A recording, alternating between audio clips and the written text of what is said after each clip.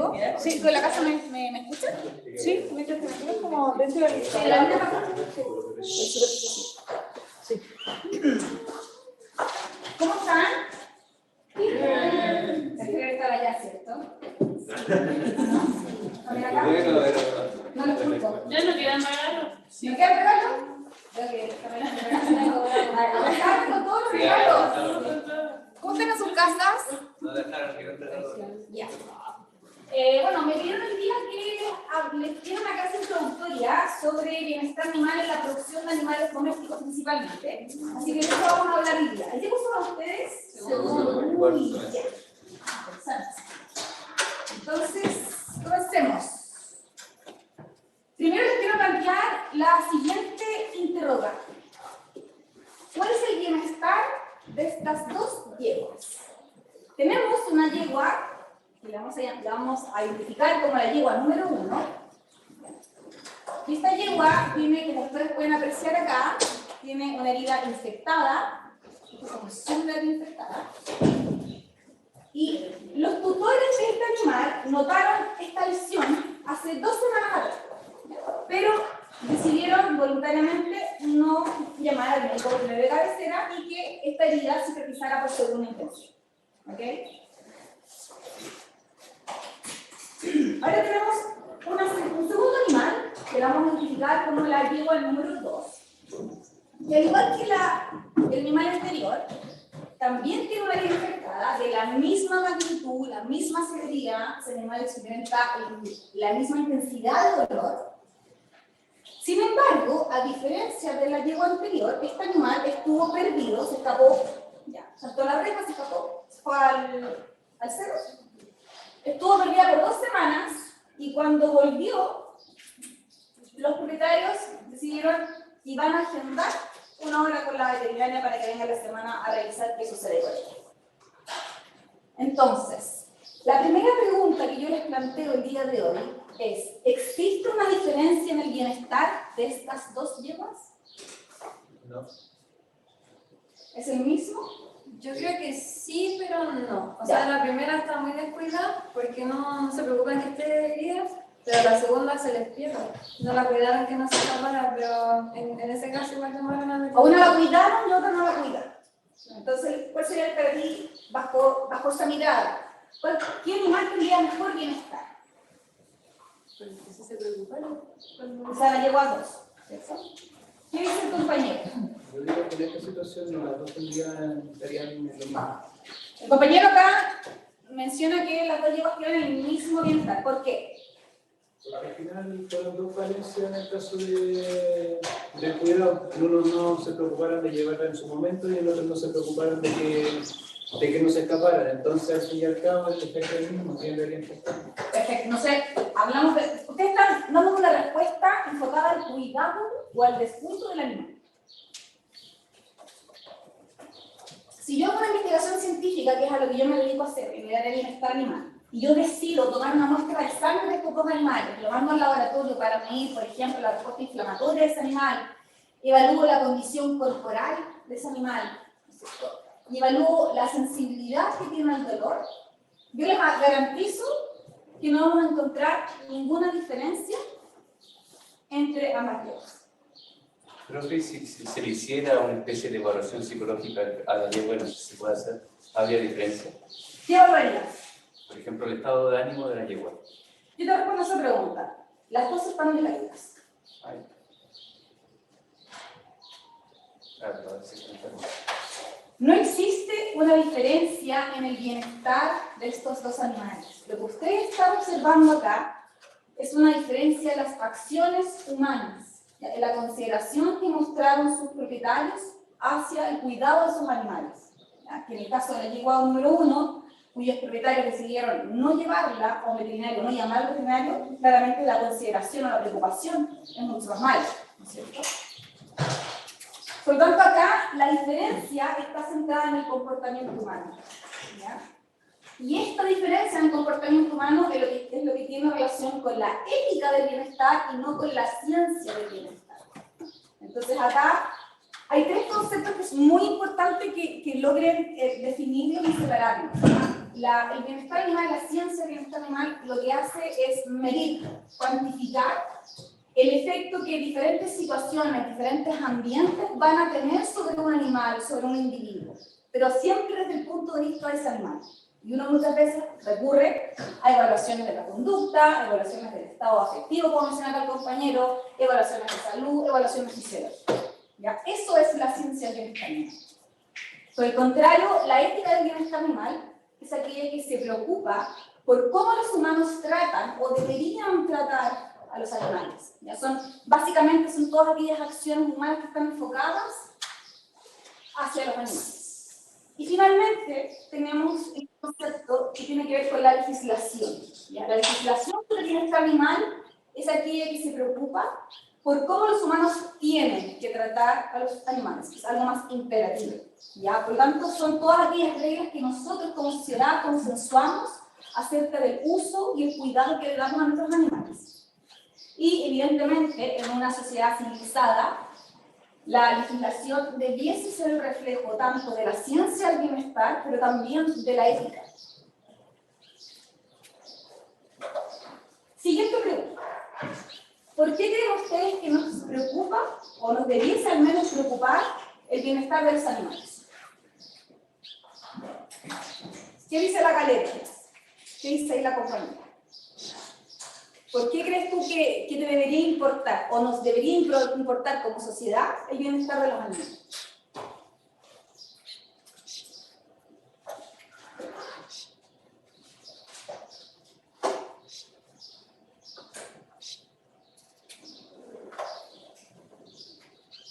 El mismo tema de la ayuda, por ejemplo, porque nosotros mismos convivimos con ellos y nos pueden transmitir infecciones y todo eso.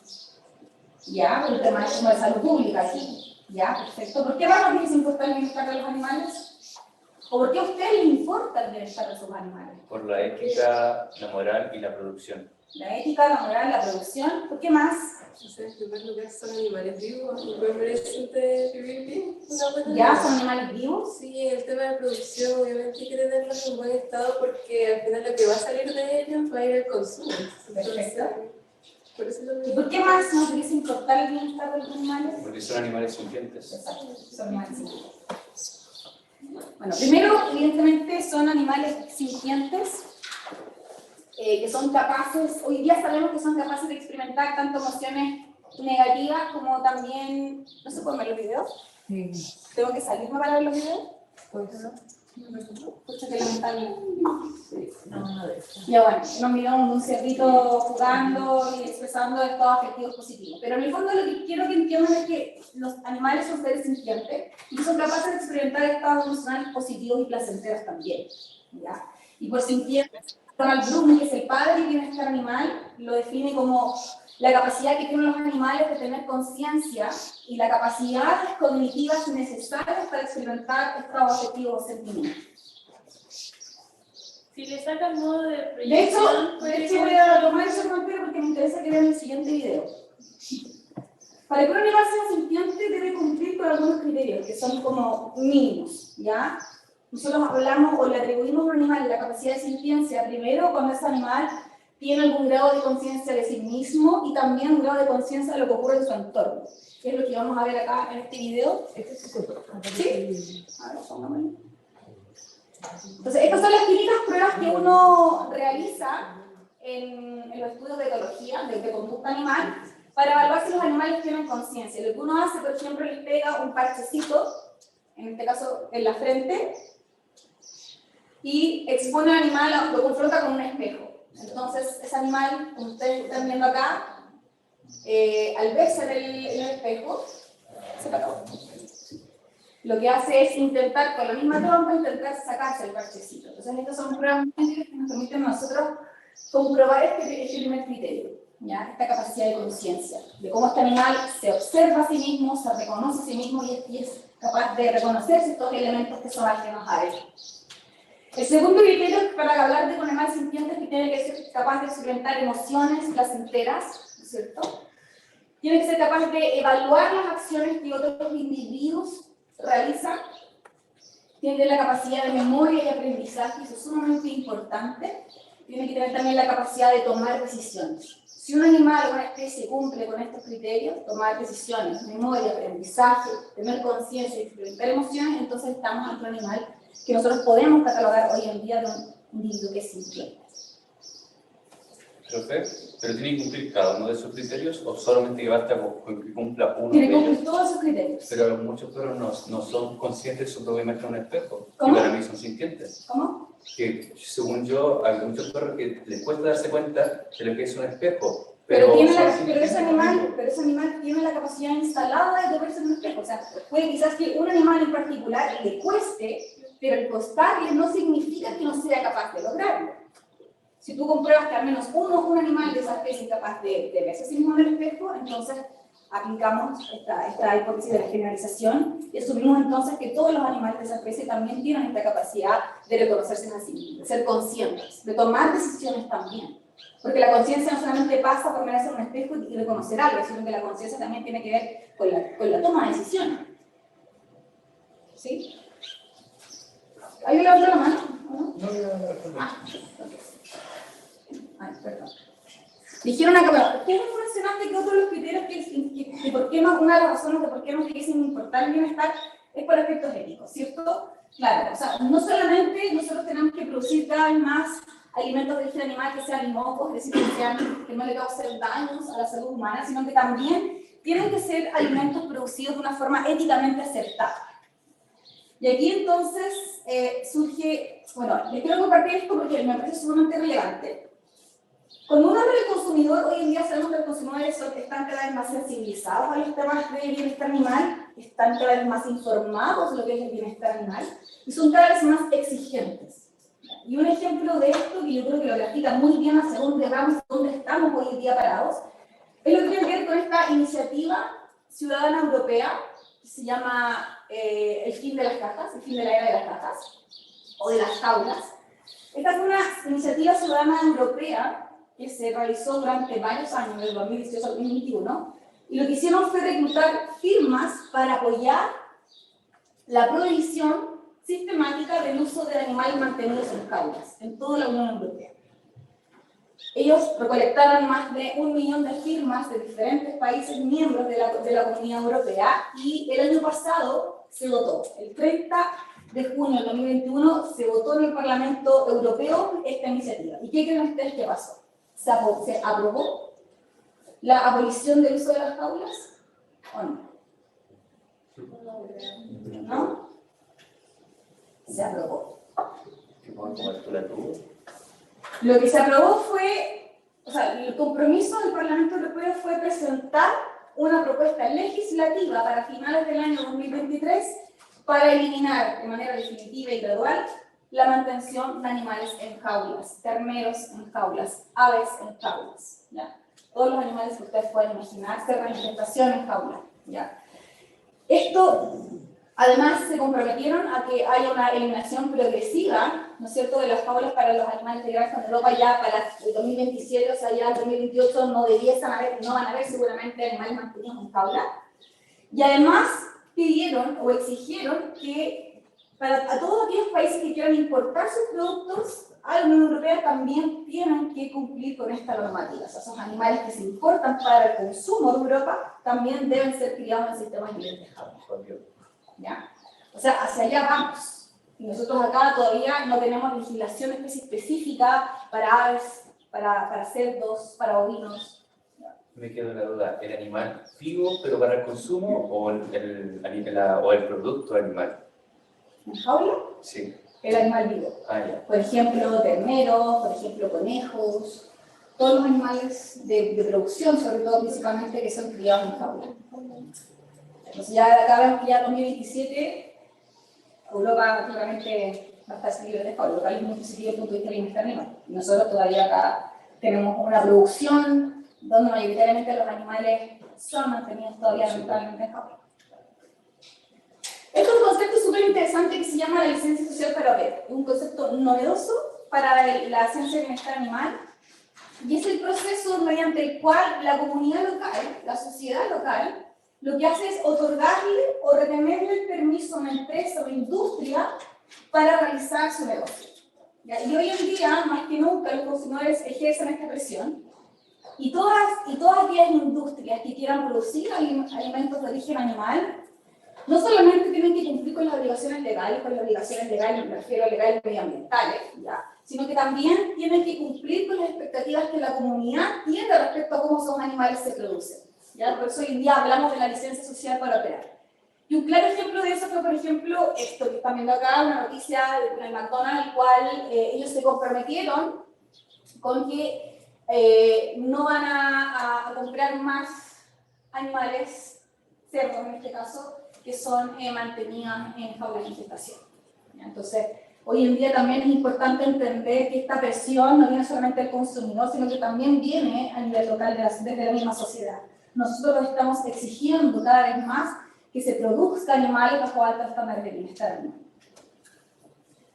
Otro aspecto importante, ¿por qué nos debe importar el bienestar animal? Porque hay aspectos legislativos y políticos importantes. Hoy en día nosotros a nivel nacional contamos con legislación, no mucha, pero contamos, pero también Chile particularmente sigue los estándares y las recomendaciones de la OMSA, de la Organización Mundial de la Salud Animal, donde básicamente nosotros lo que hacemos es tomar estas recomendaciones, estos estándares, estas normas de bienestar animal, bajarlas a nuestra legislación y construir todo lo que es nuestra normativa de bienestar animal.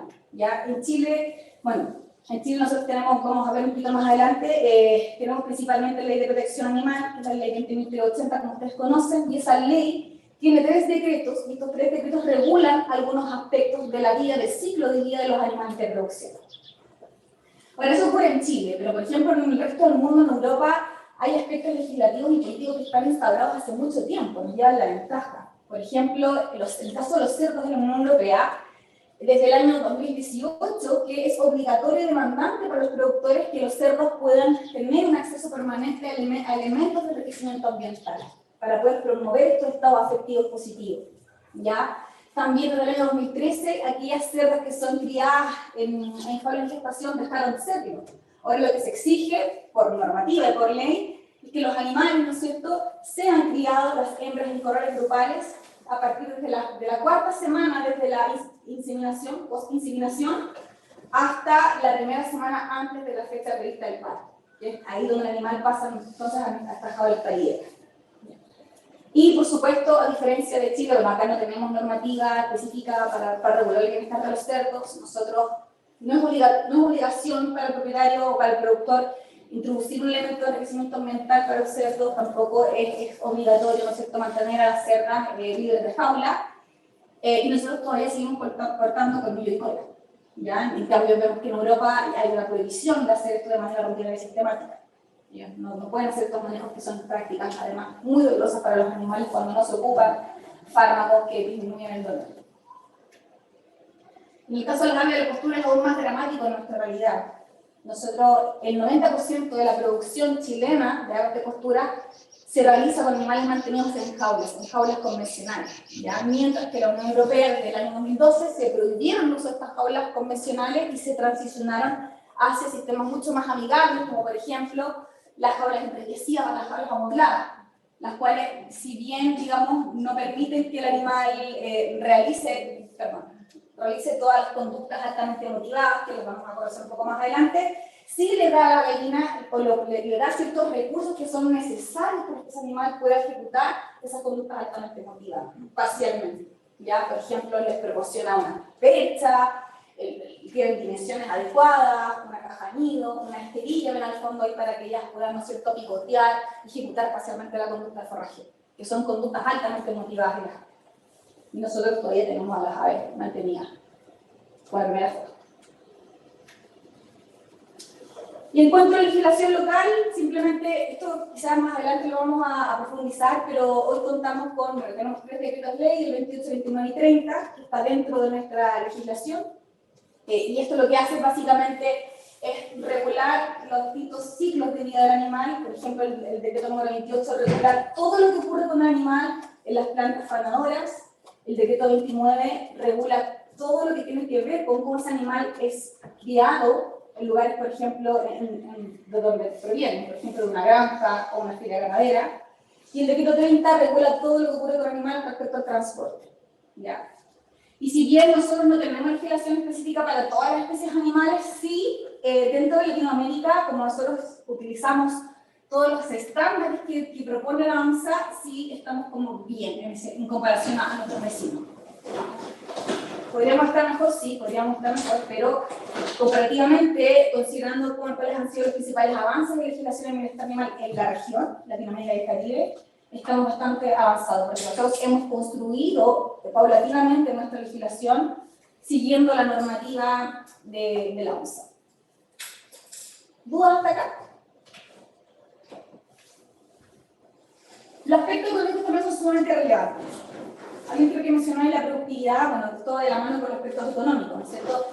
Van a ver que, y esto lo vamos a reforzar durante toda la carrera, existe una intrínseca relación entre la producción y el bienestar animal. Un animal que está en un buen bienestar es un animal que va a producir más, y por el contrario, un animal que está en un puesto de bienestar, un animal que experimenta miedo, un animal que está expuesto a una situación estresante, ese animal va a dejar de producir. Y acá, esto para llevarse un poquito a números, este es un estudio del año 2010 que es muy local, donde se evaluó las asociaciones que habían entre las cojieras, las claudicaciones, no las hacemos claudicaciones, y la producción de leche del rebaño. Y acá lo que se encontró fue que las pérdidas por claudicación pueden alcanzar hasta los 360 kilogramos por lactación. Eso es más o menos lo que en ese entonces alcanzaba la pérdida de una hembra, ¿no es cierto?, que presenta una claudicación. Si ustedes lo llevan a una ecuación matemática y piensan que tienen un rebaño que está conformado por 300 vacas, de esas 300 vacas hay 16 animales, 16% de los animales presentan una cojera, ¿no es cierto? Entonces ustedes eso multiplican las 360 kilogramos de pérdida por el porcentaje, el número de vacas que están claudicando, y eso lo multiplican por el litro de leche. Lo que ese productor está perdiendo en términos numéricos es bastante. Entonces, y eso obviamente al productor no le gusta. Este es un estudio que evaluó el efecto que tienen las actitudes de las personas sobre la producción animal. Entonces acá a un grupo de operadores de granjas de leche se les aplicó un par de cuestionarios, ¿ya? Donde se evaluó, por ejemplo, la empatía que sentía por los animales, se evaluó su grado de satisfacción laboral, el trabajar todos los días con su rebaño, se evaluó las creencias negativas que esa persona podía tener con respecto a las vacas, por ejemplo, si él pensaba si las vacas responden mejor a los gritos que una voz suave, y también se evaluó la paciencia con que esa persona ejecutaba los movimientos o el manejo de sus animales. Se aplicó esta encuesta que ustedes están viendo acá, y lo que se encontró cuando se cruzó la información entre la producción de leche del rebaño y estos diferentes aspectos de las actitudes, se encontró que las actitudes que son positivas, una persona que tenga actitudes positivas, tiene a su vez vacas que producen más leche. ¿Ya? Pero además se encontró que la producción de la leche está asociado positivamente con la empatía, con la satisfacción en el trabajo. ¿Y eso qué quiere decir? Quiere decir que aquellas personas que tienen trabajos que producen más, esas personas que manejan esos animales, son mucho más empáticos con sus vacas y además están mucho más felices trabajando con ellas. Entonces, eso es importante también como considerar, nunca dejar de lado también el rol que tiene el humano en la interacción, ¿no es cierto?, pero sobre todo en el bienestar y, por cierto, en la productividad. Y este es un ejemplo muy gráfico de las consecuencias económicas que tienen la expresión de comportamientos anormales de los animales. ¿Cuáles son? Y como ejemplo, hoy día les quiero hablar un poquito de la caudofagia. ¿Alguien sabe lo que es la caudofagia? ¿O ha oído hablar de la mordedura de cola en los cerdos? ¿O es primera vez que escuchan de que existe esta conducta normal? ¿Es primera vez? ¿O alguien la ha Me escuchado? imagino que es por el estrés. Claro, es la caudofagia es primero se define que es una conducta normal. ¿Ya? Un animal en estado silvestre, por ejemplo, no va a mostrar esta conducta. Y el animal, lo que pasa es que cuando este animal, por ejemplo, se ve deprivado de un ambiente enriquecido, cuando ese animal no puede realizar conductas altamente motivadas, que en el caso del cerdo, ¿ustedes saben cuáles son las conductas altamente motivadas? ¿Les suena la conducta de osar? ¿No? Ya. Todas las especies domésticas tienen diferentes necesidades conductuales, ¿ya? Deben realizar conductas que están altamente motivadas a realizar. En el caso de los cerdos, ellos realizan la conducta dorsal. Lo que ellos hacen es, con su boca, con la trompa, lo que hacen es escarban la tierra, ¿no es cierto? Remueven la tierra en busca de raíces, en busca de elementos, que tengan una función nutricional, ¿ya? Y los cerdos pasan muchas partes de su día, el 60-70% osando. Es una conducta que ellos no pueden dejar de hacer, están configurados para realizar esa conducta. ¿Y qué pasa? Que los sistemas de producción intensivos son sistemas que, evidentemente, no tienen el sustrato de este animal, no es de tierra, ¿no es cierto? No tiene paja, por lo tanto el animal no puede realizar esta conducta de osar. Y lo que hace el animal, como no tiene nada donde realizar la conducta osar la redirige y la realiza sobre el elemento que tenga más cerca en su ambiente. Y adivinen qué es lo que tiene más cerca en su ambiente. La escuela de sus compañeros de cola. Entonces, lo que él hace entonces, empieza a realizar esta conducta de osar en la cola del compañero. Y empieza a mascar, a morder la cola, y esto puede ir agravándose, ¿no es cierto?, hasta generar mutilaciones y heridas sangrantes y abiertas. Este es uno de los problemas que más costos le trae a la producción moderna de cerdo. Ya se da principalmente en la etapa de engorda, cuando los cerdos son ya bastante grandes, pesan más de 70 kilos. Ya es una conducta anormal, entendamos que es una conducta normal, y se da por varias razones. La principal razón es cuando el animal no puede realizar esta conducta de osar, pero también se da, por ejemplo, cuando hay hacinamiento, es decir, cuando tengo muchos animales dentro de un espacio, por mala ventilación, por deficiencias nutricionales, por ejemplo, la falta de ciertos aminoácidos en la vida también puede llevar a que los animales se estresen y realicen esta conducta.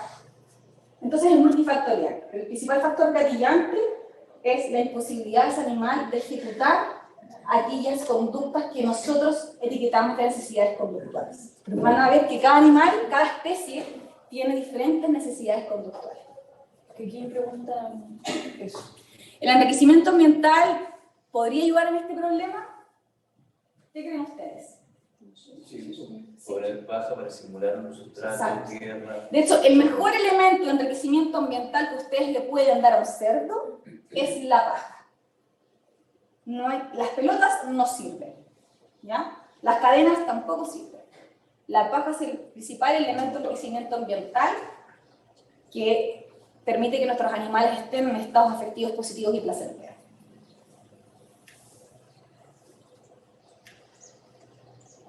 ¿Y cuáles son las principales consecuencias económicas? Bueno, imagínense ustedes, ¿qué va a pasar si tenemos animales en esta condición?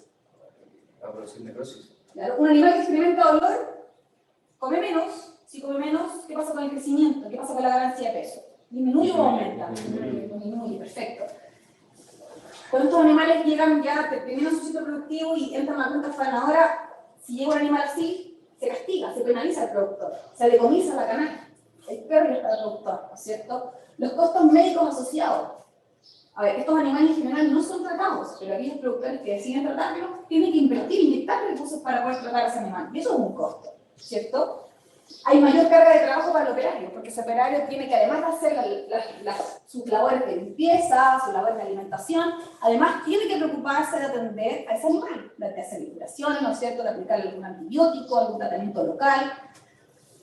Y, por supuesto, un animal que está en este estado, un animal que está experimentando estrés.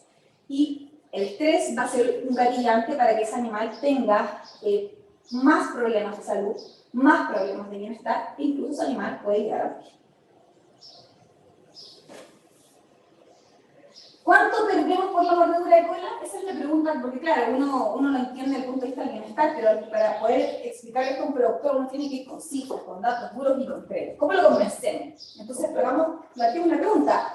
¿Cuánto perdemos por mordedura de cola? De acá yo les quiero mostrar simplemente dos estudios científicos. Este es el primero del 2011, donde ellos estimaron el costo de la mordedura de cola en un plantel donde hay 1000 cerdos. Y de esos 1000 cerdos, si un 12%, miren, un 12% que es súper bajo, presenta mordeduras de cola, la pérdida al año por animal No, la pérdida al año total asciende, esto está en un estudio que fue hecho, ¿no es cierto?, en euro, en la Unión Europea, pero si llevamos a la conversión acá local, asciende a casi 10 millones de pesos. Solamente que yo tengo un 12% de mis animales con este problema, esa es la pérdida para el productor. Imagínense este estudio se hizo en el 2011, imagínense ahora cuánto podría costarle el productor. Y este es otro estudio, del 2016, donde encontraron que el costo neto por cerdo, que debe ser sustraído por la ganancia, de la ganancia neta que tiene ese productor, cuando hay mordedura de cola, por animal solamente son 16.500 pesos. Es alto por productor. Entonces, claramente, ¿qué creen ustedes? ¿Puede ser ventajoso no tratar animales o no intentar resolver el problema de mordedura de cola desde el punto de vista económico? No. Ahora, ¿qué pasa si nosotros intervenimos en el sistema y tratamos de mejorar esta situación de mordedura de cola? Y este es un estudio del 2021 súper reciente, donde se hicieron simulaciones económicas, ¿ya? Lo que ustedes observan en este gráfico, acá vemos la prevalencia inicial de mordedura de cola, de un 2% en el plantel, 4% de los animales, 8, 16, 32% de animales que realizan esta conducta, que tienen problema. Y en el otro eje vemos el beneficio, digamos, por cerdo cuando llega a la planta frenada, ¿ya? Entonces, acá lo que se puede ver es una simulación de beneficios económicos por cerdo cuando las lesiones por mordedura de cola se reducen, ¿no es cierto?, en un 20%, acá en azul, en un 40%, en un 60% y un 80%. Y aquí vemos que en aquellos planteles que tienen una alta tasa, ¿no es cierto?, mordedura de cola, si nosotros reducimos sus lesiones en un 80%, la ganancia por animal, digamos, aumenta en 5 euros. O sea, claramente a ese productor no le conviene tener animales que tengan mordedura de cola. ¿Y cómo lo podemos solucionar? Bueno, podemos, por ejemplo, decir al productor que ocupe paja, ¿no es cierto?, como elemento de crecimiento ambiental. Lamentablemente, el problema de la paja, que a algunos nos gusta y el productor lo detesta, es que lamentablemente los sistemas no están diseñados para eliminar la paja. La paja lo que hace finalmente tampona y tapa los sistemas de drenaje. Entonces es muy difícil limpiar los sistemas cuando se utiliza paja. ¿Ya? Esa es la principal razón de por qué el productor no tiene animales, digamos, en sistema de producción intensiva con sustratos de paja. ¿Ya? Ahora, ¿cuánto le costaría solucionar el problema? Si él quisiera implementar 100 gramos de paja por cerdo, lo que tiene que desembolsar son, no le hice la conversión, pero 4 euros. ¿Está a 900 pesos el euro? ¿Aprox? Un poco estanco. ¿Se puede mejorar? Sí, se puede, pero hay que hacer. También esto hay que pensar que también es un costo que quizás es marginal para el productor, pero también implica que tiene que cambiar el diseño de su instalación. Otra forma también puede ser cómo lo podemos solucionar. Por ejemplo, la densidad. Si disminuimos la densidad y aumentamos el espacio, ¿cuánto le costaría a ese productor? Bueno, si tiene espacio, ¿no es cierto? 0. Y si no, ¿cuánto? 3 euros. ¿Y cuánto le costaría, por ejemplo, a ese productor introducir un elemento de enriquecimiento ambiental? Por animal, es casi despreciable. O sea, ¿se pueden hacer mejoras? Sí, se pueden hacer mejoras. Vamos a hacer una pausa de 5 minutos, ya, para que... ¿Han escuchado el método Pomodoro? ¿Sí? Bueno, sí, ya, 5 minutos. Estírense, elonguen, tomen su café, vean el baño y volvemos.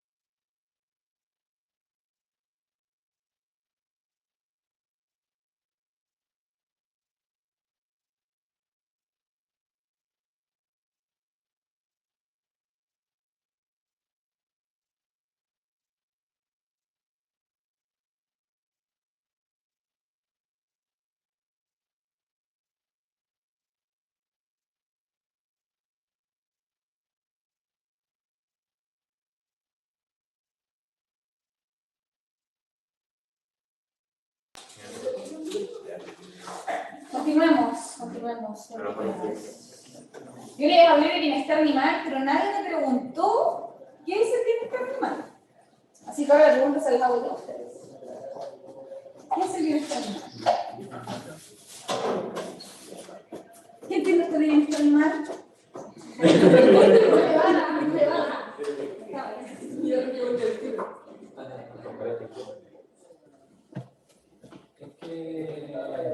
que el animal se mantenga como saludable, que tenga una buena expresión de su conducta. ¿Ya? Entonces, que tiene que ver con un tema como mezclado con la salud del animal y que el animal pueda expresar correctamente su conducta. Perfecto. Ya. Respondamos qué es el bienestar animal. Existen un montón de definiciones de bienestar animal. ¿Ya? Esta es una ciencia, una disciplina científica que, a diferencia de otras, es relativamente nueva, relativamente reciente, 60 años aproximadamente.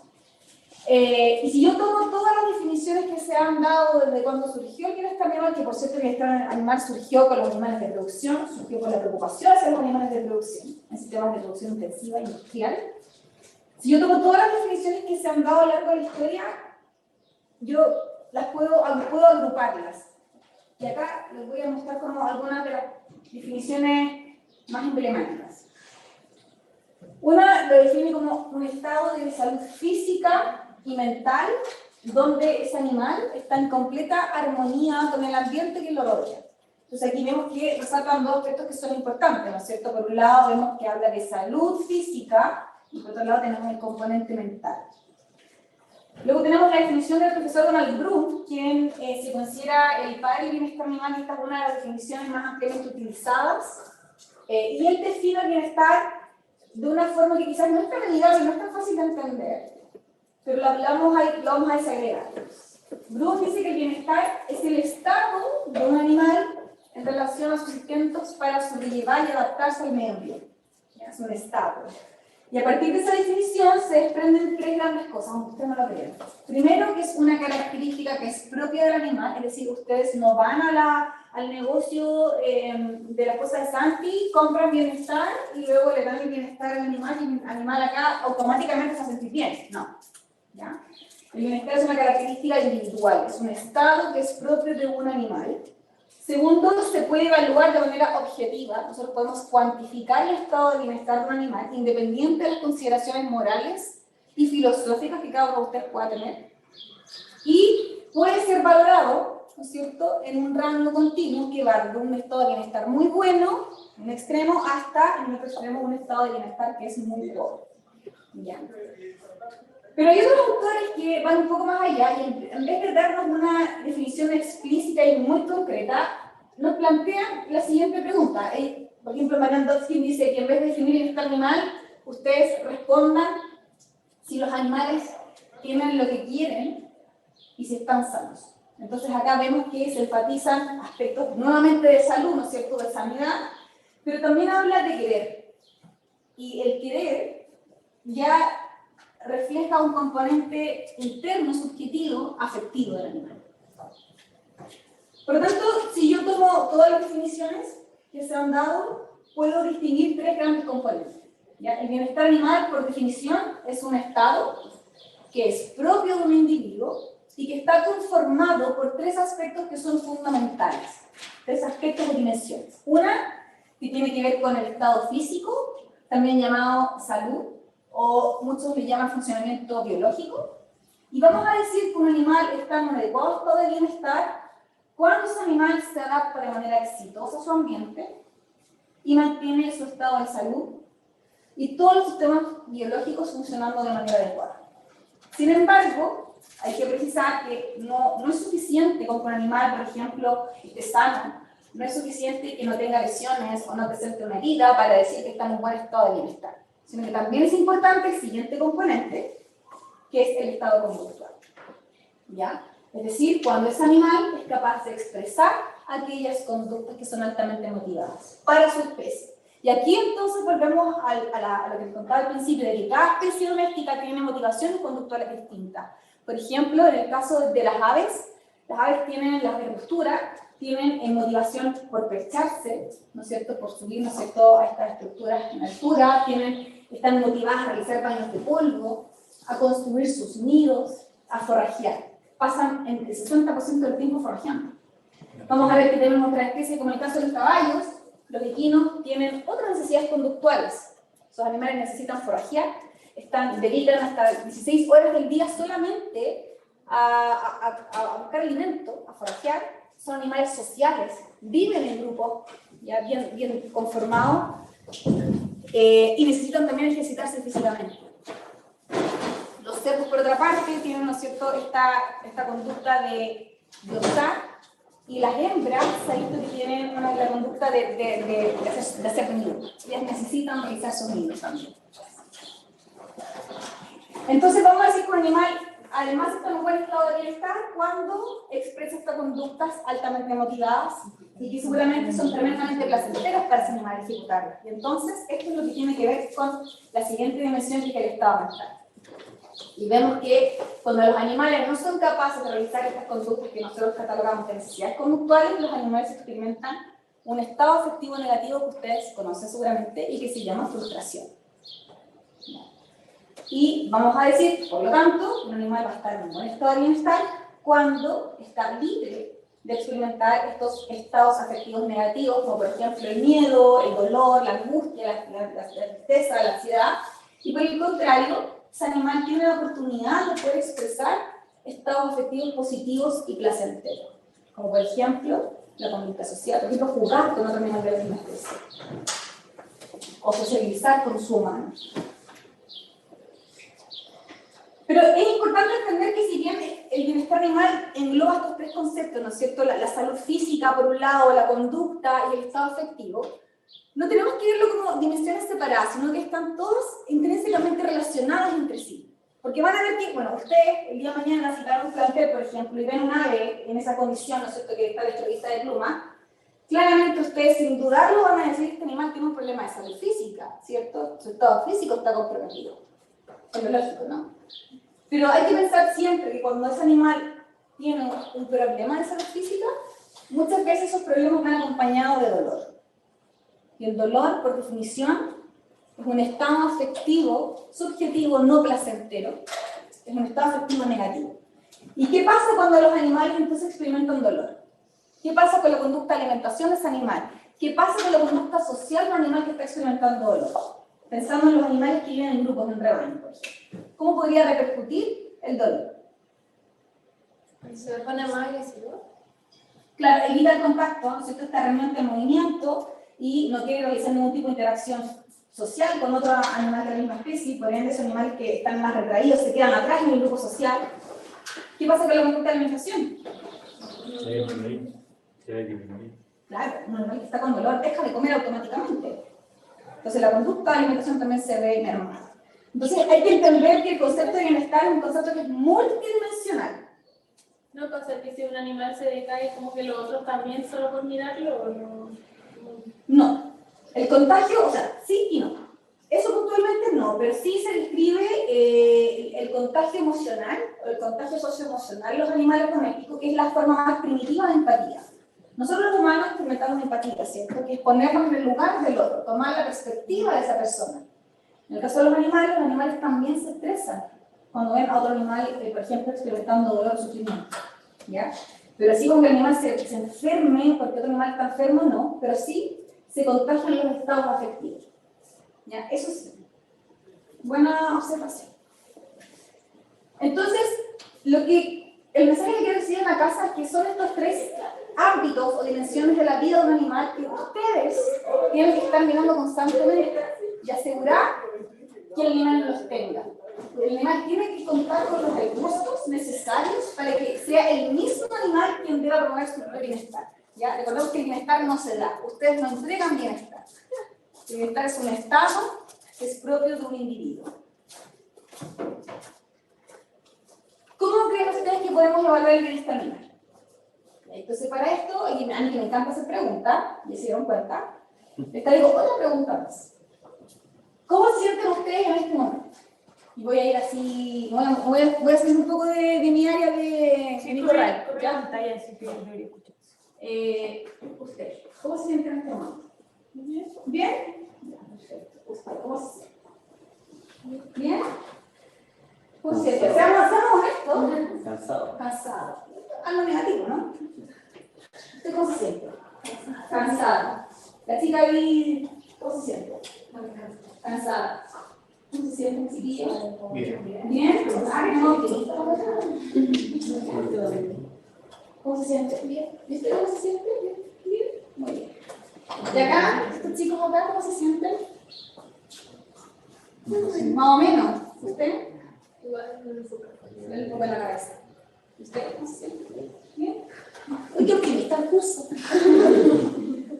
Bueno, si yo tomo, ¿no es cierto?, todas las respuestas que ustedes me dieron y yo las ordeno, ¿no es cierto?, en un continuo, yo puedo poner, bueno, acá está un curso optimista, pero me ha tocado los cursos más grandes que son, cuando llegan a quinto, estamos en internado y les hago esta pregunta, ustedes van a estar acá. 30. Vamos.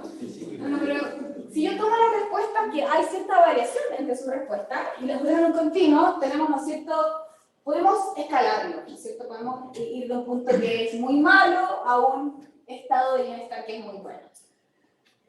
Sin embargo, si yo ahora les pido a ustedes que evalúen aspectos muy específicos de su vida, por ejemplo, ¿cómo está, en el caso suyo, la comodidad de cita? ¿Cómo es?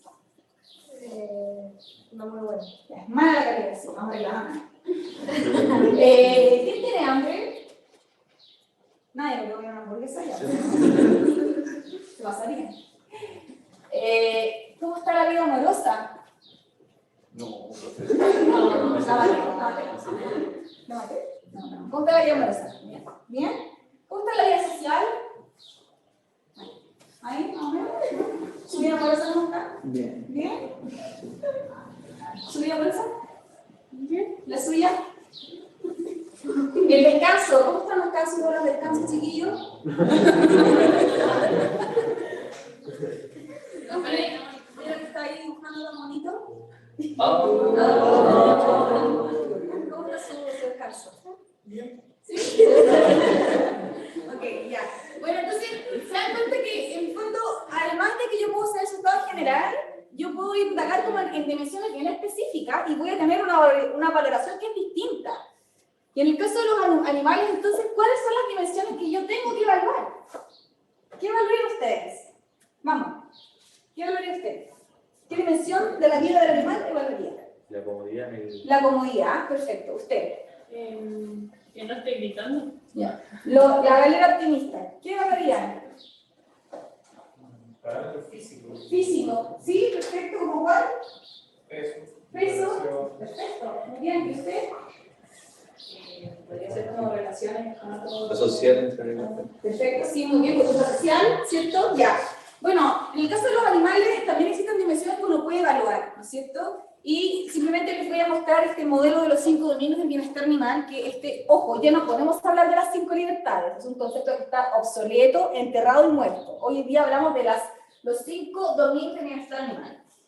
Y en el fondo los 5 dominios habla de que hay 5 necesidades que nosotros tenemos que cubrir en los animales, ¿no es cierto? Entregarle el recurso al animal. Tiene que ver con la nutrición, ¿no es cierto?, el ambiente, la salud, las interacciones sociales o conductuales, y aquí es muy importante porque este modelo es un modelo que se publicó recién en el año 1994, es súper antiguo, pero desde entonces se ha ido actualizando todos los años, no todos los años, pero lleva cierta actualización. Y la última actualización que se hizo, en base a todo el conocimiento científico, fue en el año 2020. Y en el año 2020, este dominio antes se llamaba conducta. Y ahora se pasa a llamar interacciones conductuales porque se dieron cuenta que la relación humano-animal, la interacción humano-animal, que es mi área de expertise, es muy importante de incluir en los protocolos de evaluación de bienestar, porque afecta directamente el bienestar de los animales. Y por supuesto tenemos el estado afectivo. Y hoy en día, lo que se busca cuando hablamos de bienestar no es que el animal deje de experimentar estados afectivos negativos, ¿no? O que deje de experimentar, que deje de sufrir, porque es obvio que tiene que dejar de sufrir, ¿no es cierto? Sino que hoy día el foco es tratar de que ese animal experimente estados positivos y placenteros. Y hacia allá está el cambio de paradigma. Ahora, cuando hablamos de bienestar animal necesitamos indicadores, algo con cosas concretas como mencionó ahí el compañero. Entonces, cuando hablamos de indicadores, Se clasifican en dos tipos, ¿ya? Tenemos los indicadores que son basados en el animal, también se llaman indicadores directos de bienestar, y esto yo lo pregunto siempre en las pruebas, y son aquellos indicadores que yo evalúo en el mismo animal. Es el animal quien me da la respuesta. Si yo evalúo a ese animal, puedo obtener la información, ¿ya? Y son estos indicadores que finalmente me dicen cuál es el estado de bienestar del animal. Y dentro de estos indicadores tenemos indicadores de salud, como por ejemplo la condición corporal, por ejemplo, puede ser la limpieza del plumaje, en un caso grave, ¿no es cierto? También tenemos indicadores fisiológicos, frecuencia cardíaca, temperatura corporal, niveles de hormonas de estrés, ¿no es cierto? ¿Por qué se hace esa diferencia entre fisiológico y salud? Por ejemplo, la higiene animal. Porque, por ejemplo, la condición corporal tú la puedes evaluar a través de la observación, la examinación del animal, pero la fisiología es el funcionamiento interno del animal, y para acceder a esa información tú tienes que utilizar métodos más invasivos. La conducta también es un muy buen indicador de bienestar directo. Tenemos también el estado mental, y por supuesto los índices productivos también están acá. Pero además de tener los indicadores directos, por ende también tenemos los indicadores indirectos de bienestar, también llamados indicadores basados en los manejos o recursos que recibe ese animal. Y son eso es. Son todos aquellos manejos o recursos que yo le inyecto al sistema, es todo lo que yo evalúo en el ambiente de ese animal. Por ejemplo, la alimentación, por ejemplo, las condiciones de alojamiento, de infraestructura, la compañía, si ese animal está en compañía de con específico, el ambiente, la ventilación, la temperatura, la humedad relativa, y por supuesto también es importante el trato que recibe por parte del personal. Entonces veamos ahora así como rápidamente algunos indicadores que son los que más comúnmente se utilizan cuando construyen protocolos de evaluación de bienestar. Uno es la presencia o ausencia de lesiones, heridas o contusiones, ¿ya? Muchas veces van a ver que los diferentes sistemas de producción, estas lesiones son consecuencias de un manejo inadecuado. Por ejemplo, acá vemos un equino que, producto de un mal posicionamiento del apero, lo que hizo fue generar estas úlceras o estas heridas por roce. También vemos que hay lesiones que son generadas por las malas instalaciones. En el caso de las vacas lecheras es muy común encontrar problemas en las pezuñas, abscesos, heridas, cuando los pisos, por ejemplo, tienen saliente, no están en mejor estado.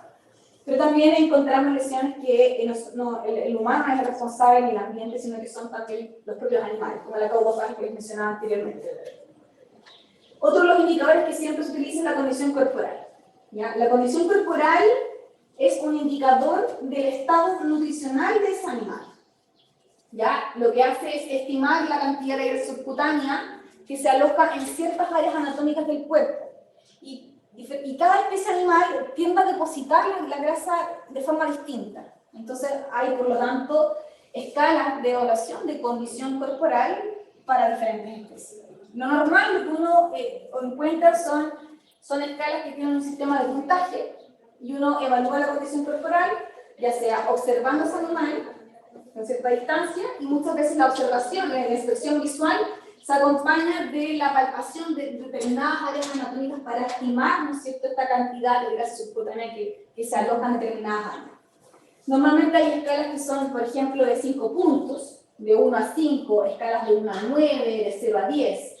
Y en la mayoría de los casos siempre damos un puntaje de 0 o un puntaje de 1 a un animal que está muy, muy flaco, y por el contrario damos puntajes más altos a aquellos animales que están extremadamente obesos, ¿ya? Hay que entender acá que un animal muy flaco y un animal muy gordo es un problema de bienestar. Los extremos siempre son malos.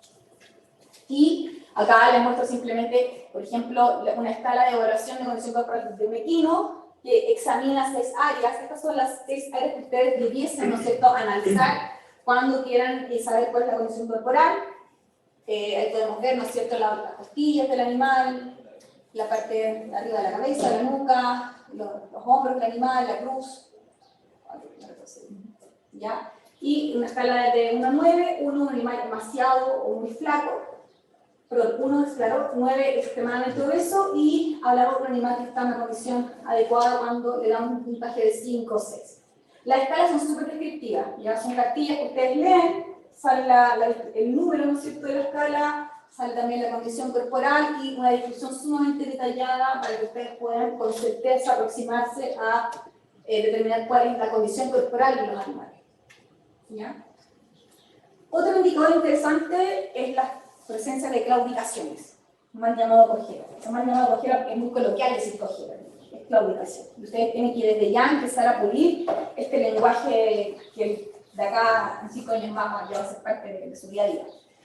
Generalmente vamos a ver que la presencia de claudicaciones son una consecuencia de la mala salud de los cascos, hay problemas nutricionales que pueden incidir en la mala calidad, cuando el manejo es inexistente. Ya recordemos que estas son estructuras de crecimiento continuo en todos los animales, por lo tanto, estos animales que están al cuidado humano necesitan necesariamente de un despalme, de un manejo, de un despalme correctivo. Hay que hacer cierto recorte funcional en los ovinos, en los caballos, en las vacas. En condiciones naturales los animales, ¿no es cierto?, transitan por zonas agrestes, entonces ahí el mismo suelo, el sustrato funciona como una lima natural, entonces el animal no tiene que ser errado, en el caso del caballo, o despalmado, mejor dicho. Pero cuando los animales son mantenidos en confinamiento, cuando se restringe el movimiento, entonces no tiene esa oportunidad de poder, ¿no es cierto?, limar de forma natural o desgastar de forma natural los campos. Entonces hay problemas con esto. Y también acá se ocupan muchos puntajes para todo, y esta no es la excepción. Ocupamos puntaje, por ejemplo, de 1 a 5 puntos, 1 locomoción normal, 5 es una cojera severa, y más adelante van a entender y comprender que, por ejemplo, en el caso de los caballos, hay claudicaciones que son muy evidentes a la estación. El animal está una cojera muy severa, el animal levanta el cierto miembro. Pero es a veces necesario pedirle al propietario, al pernicero, que corra el animal, lo trote en línea recta, en un transecto, y ahí es mucho más fácil hacer el diagnóstico de la claudicación porque se acentúa el miembro que está afectado.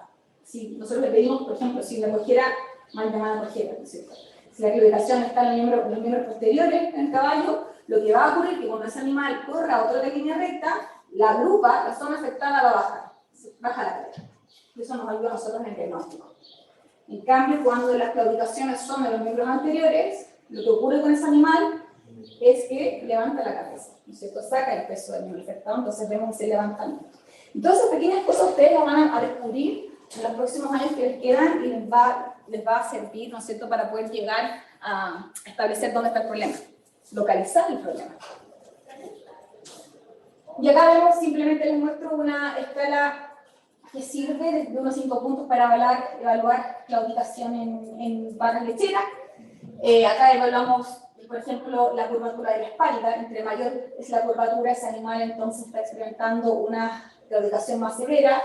También, mientras más severa es la claudicación, del animal decide simplemente no moverse, renuncia al movimiento, empieza también a cambiar, a contrabalancear el peso para sacar el peso del miembro afectado. Son todos esos signos que ustedes van a empezar a notar y que también les va a ayudar a establecer cuál es el grado de cojera que tiene ese animal. Entre mayor la claudicación, mayor la intensidad de dolor. También hay una asociación directa. Y acá, ¿qué pueden decirme de esta foto? Quiero que hagan un análisis de esta foto. Está muy flaca. Ya está flaca, sí, perfecto. Pero ¿qué más le llama la atención? ¿Ah? Está encorvada, perfecto. ¿Ya? ¿Qué más? ¿Qué podría tener este animal?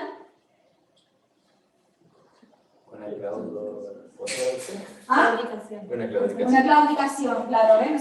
Un animal que tiene curvada la espalda. Claramente acá hay un problema podal, bueno, acá en esta estructura. Pero lo más interesante de esta foto es que, además de presentar estos claros signos de dolor también, porque tiene la cabeza, bueno, no podemos ver la expresión facial, que es muy importante porque nos ayuda mucho, pero también vemos que tiene la posición de la cabeza está muy abajo.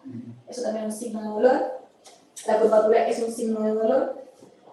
Lo interesante es que acá vemos que la mayoría de sus compañeros de corral están comiendo, ¿no es cierto? Y ella está aislada.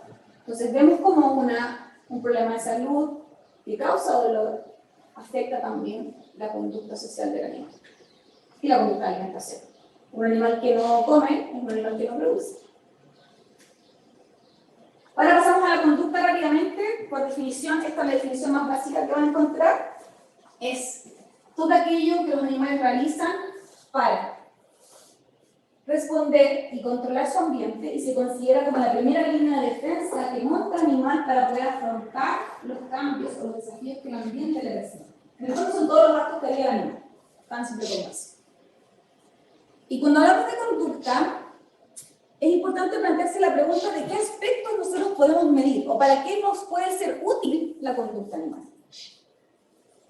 Les va a ser útil, por ejemplo, porque a través de la conducta ustedes pueden comparar, valga la redundancia, el comportamiento de un animal, por ejemplo, en un sistema extensivo versus un sistema de confinamiento, un sistema muy intensivo. Pueden evaluar, por ejemplo, un animal que está en un estado de vida silvestre, en un estado natural, y también pueden ver cómo ese animal se comportaría, ¿no es cierto?, cómo cambia su presupuesto de tiempo en un ambiente en cautiverio.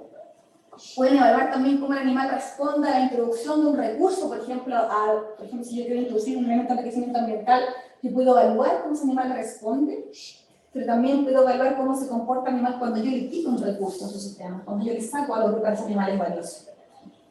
A través de la conducta, nosotros podemos aproximarnos a las elecciones y preferencias de ese animal, porque al final es el animal quien a través de su conducta les va a decir a ustedes qué es lo que quiere y lo que necesita dentro de un montón de opciones y recursos que ustedes le ofrezcan a ese animal. Ya ustedes le dan un montón de recursos a ese animal a través de la conducta les va a decir qué es lo que quiere. Y hay una serie de indicadores que nos van a ayudar a establecer eso.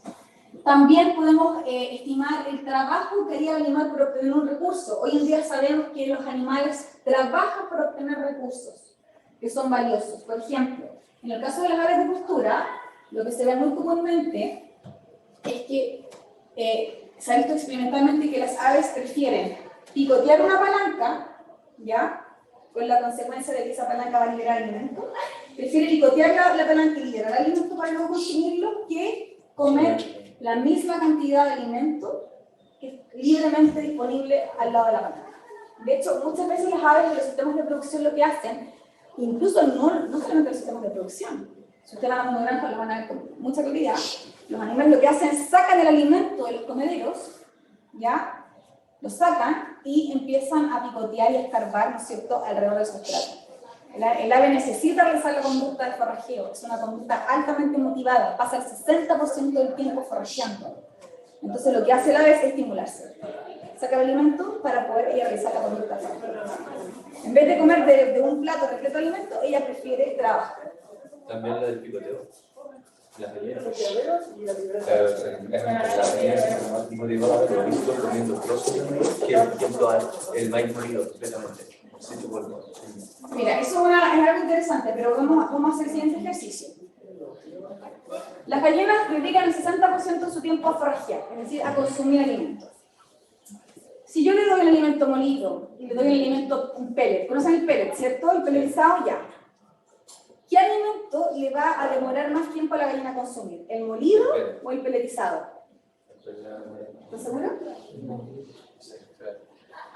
¿Qué alimento a la gallina le va a costar más trabajo aprender con el pico? Tomarlo. ¿El molido o el pellet? El molido. Por lo tanto, si yo estoy en un sistema de producción y quiero estimular la conducta de forrajeo, quiero que el animal dedique más tiempo a consumir alimento, que es lo que hace en la vida silvestre, ¿qué alimento le van a dar? Molido. Alimento, ¿cierto? Me encanta este curso, son tan aplicados. Ya. También podemos evaluar, por ejemplo, la respuesta del animal frente a estresores, como puede ser una práctica de manejo, por ejemplo, como puede ser, no sé, voy a hacer un desforme del animal y quiero evaluar cómo responde ese animal al uso de un analgésico o un antiinflamatorio. Entonces tengo un animal al cual yo le aplico el analgésico, un animal que es un grupo control que no le aplico nada, entonces puedo evaluar la conducta de esos animales. Puedo evaluar también la desviación del comportamiento normal, es decir, todas aquellas conductas que el animal no haría en un ambiente natural. Y por sobre todo, esto es muy interesante y esto es lo valioso de la conducta, es que nos permite inferir cuál es el estado afectivo de ese animal. Los animales no pueden verbalizar como nosotros, no pueden decir, no pueden definir o darle una etiqueta a su estado afectivo. Nosotros tenemos que inferir ese estado afectivo. Y para eso nosotros podemos utilizar indicadores fisiológicos, pero también la conducta nos ayuda mucho. ¿Ya? Y a través de la conducta podemos inferir el estado afectivo de ese animal frente a una situación, ¿no es cierto? Y también podemos conocer cuáles son las necesidades de los animales. Y cuando hablamos de necesidades, acá voy a romper un mito al tiro, Y es que para que un animal esté bien, desde el punto de vista de bienestar animal, no es necesario que realice todas las conductas que ese animal haría en un ambiente natural. No es necesario. No es necesario tener un animal, ¿no es cierto?, que arranque un depredador, porque es lo que haría en un ambiente natural, ¿cierto? Pero sí es importante que ese animal muestre aquellas conductas que nosotros hemos calificado de necesidades conductuales, luego de largos estudios con las especies. ¿Ya? Porque en el fondo, esas necesidades conductuales son conductas cuya motivación por realizar la conducta solamente va a desaparecer cuando el animal ha realizado la conducta. Aquí entonces viene una distinción, porque muchas conductas que uno cataloga como necesidad conductual tienen dos fases. Vamos a poner, por ejemplo, la conducta forajera. La conducta forajera tiene una fase que es la fase apetitiva, ¿cierto? Que es la fase de búsqueda del alimento, se llama fase apetitiva. Y luego tiene la fase consumatoria, que es cuando el animal consuma la conducta, o sea, cuando el animal consume, en este caso, el alimento. Y los animales están motivados a realizar todas las fases de la conducta, pero particularmente están muy motivados a realizar la fase apetitiva, ¿ya? Esa fase de búsqueda del alimento, que es una fase que está acompañada de mucha excitación conductual. El animal se mueve incesantemente, realiza conductas, hay movimiento físico, hay excitación para poder realizar la conducta. Y los animales están motivados a realizar ambas fases, pero principalmente la fase apetitiva. ¿Ya? Y las necesidades conductuales son conductas que son importantes en sí mismas, o sea, independiente de al margen de las consecuencias funcionales que pueda traer y llevar a cabo la conducta. ¿Qué quiere decir con esto? Quiero decir que la motivación de la conducta no va a desaparecer como consecuencia de los resultados de esa conducta, es decir, no va a desaparecer porque el ave va a comer el alimento, porque yo le pongo un plato lleno de alimento y se lo va a comer. ¿Ya? Al ave solamente va a desaparecer la motivación por realizar la conducta de forajeo cuando el animal tiene la oportunidad de realizar esa conducta, tiene la oportunidad de buscar el alimento, de trabajar por su alimento. Y si el animal, ¿no es cierto?, no realiza la conducta, no realiza la fase apetitiva, entonces la motivación de ese animal por realizar la conducta va a ser siempre alta. Entonces el animal entra como un grupo, ¿ya? Y se queda ahí, en un estado de alta motivación, y no sale de ese estado de motivación. Y eso es lo que ocurre en la mayoría de los sistemas de reproducción intensiva. Por lo tanto, los problemas de bienestar, desde el punto de vista sobre todo conductuales, van a aparecer cuando el productor inadvertidamente, porque simplemente no sabe sobre la especie, decide acortar o evitar completamente que el animal ejecute la fase apetitiva de la conducta. Por ejemplo, la búsqueda de alimentos. ¿Qué pasa? Que, por ejemplo, voy a cambiar de especie, vamos a ver fácil. Los caballos, por ejemplo, en sistemas de confinamiento en una pesebrera, el animal dedica 2 horas a consumir el alimento, ¿no es cierto? Si lo llevamos a una vida silvestre, el animal está 16 horas, por ejemplo, buscando alimento, ¿ya? Recorre largas distancias solamente por encontrar una fuente de alimentación. Hasta 90 kilómetros ha visto que recorren solamente para buscar alimento. Si yo al animal le doy el alimento y lo consumo en 2 horas, ¿qué va a pasar? ¿Qué creen ustedes que pasa con el resto del tiempo que le queda al caballo? Va a querer seguir buscando alimento. Claro. Pero además el animal se va a ver con mucho tiempo disponible. Y cuando el animal se ve con mucho tiempo disponible, quiere decir que ese animal perdió el control sobre su ambiente. Y cuando los animales pierden el control sobre su ambiente, entonces esos animales experimentan frustración. Cuando experimentan frustración, lo que hacen es buscar la manera de realizar la conducta igual. Y ahí entonces vienen todos los problemas conductuales y todas las conductas anormales, que son un montón, que vamos a ver algunas ahora, es muy interesante.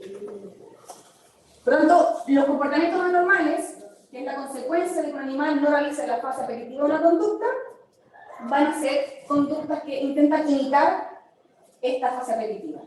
Por ejemplo, en el caso de las aves de corral, cuando las aves no pueden realizar la conducta de forajeo, lo que hacen es redirigen la conducta al elemento que tienen más cerca. ¿Y es? ¿Qué tiene más cerca?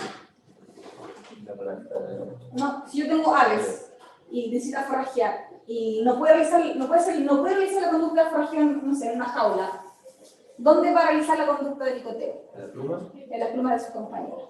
Se ve que ahí, ¿no es cierto? Una conducta, el piquetaje de pluma, que es una conducta redirigida de la conducta de forajeo. El animal no puede realizar la conducta de forajeo, entonces lo que hace es realiza la conducta, pero de manera normal, porque lo realiza sobre las plumas de sus compañeros. ¿Se entiende hasta acá o no? ¿Me siguen? ¿Ya cuáles son las hagamos un recreo pequeño, 5 minutos, antes de terminar la clase? Ya. Yo tengo a las 3:44. A las 3:50. Ya.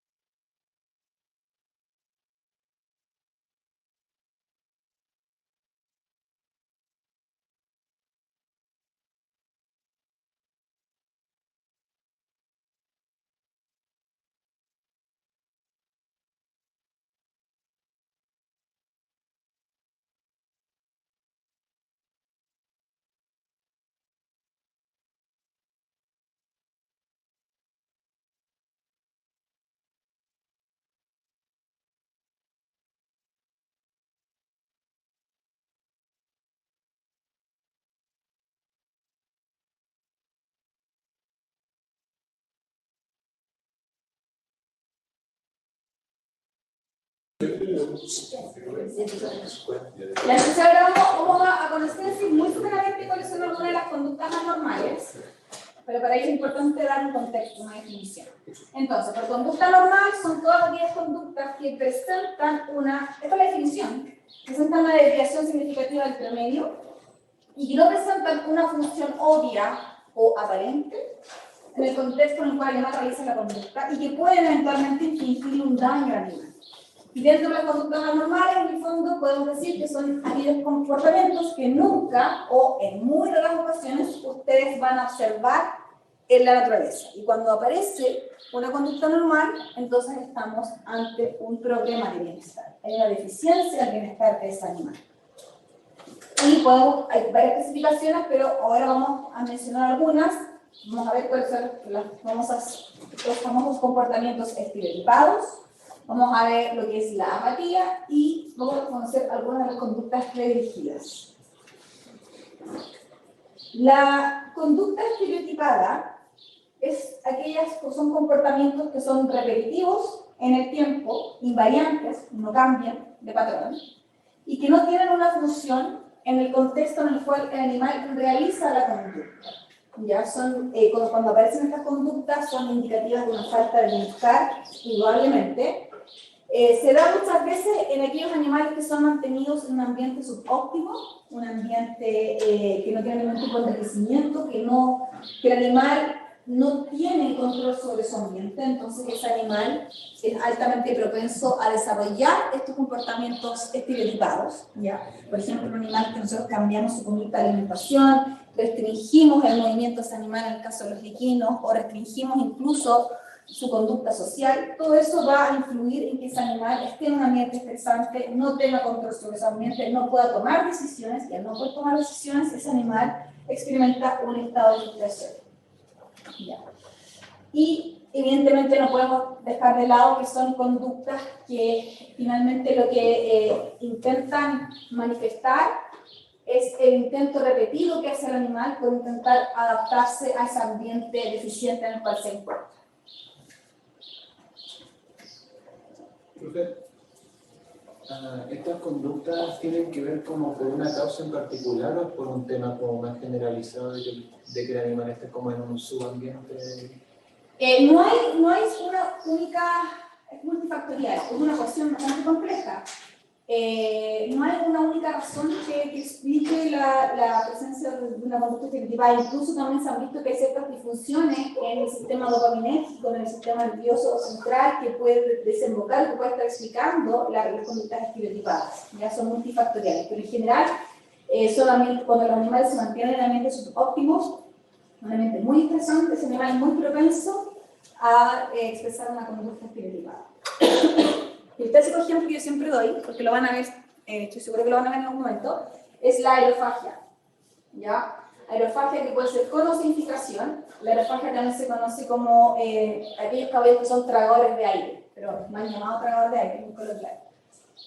Y la aerofagia por definición es cuando el equino, en este caso lo que hace es, se fija normalmente a un objeto de madera, es porque el elemento que está más cerca del ambiente puede ser el marco de la puerta, la pesebrera o el cerco del corral donde se encuentra.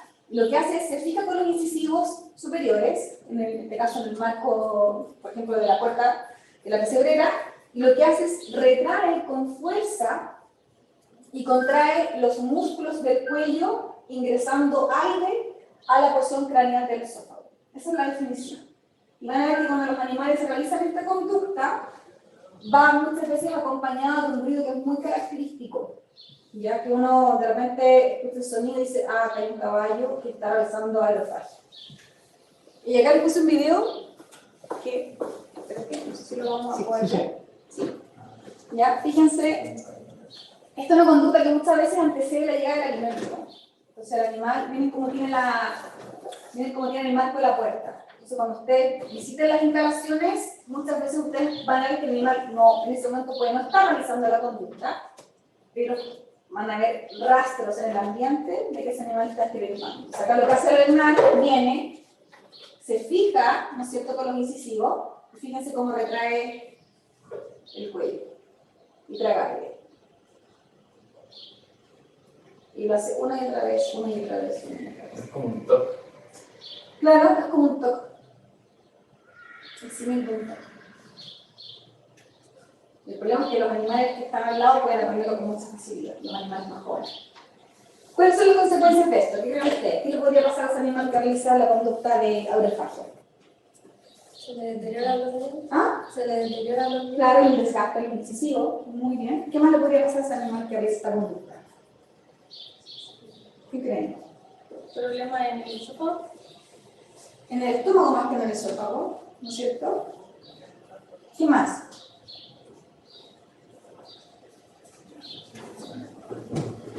Un desgaste, ¿no es cierto?, de los incisivos superiores, hay una dilatación del esófago, pero sobre todo del estómago, y son caballos muy propensos a realizar cuadros de cólico. El cólico es un cuadro digestivo que donde el animal usa un dolor muy agudo, y que si uno no resuelve ese cuadro de manera pronta, ese animal puede fallecer, ¿no es cierto?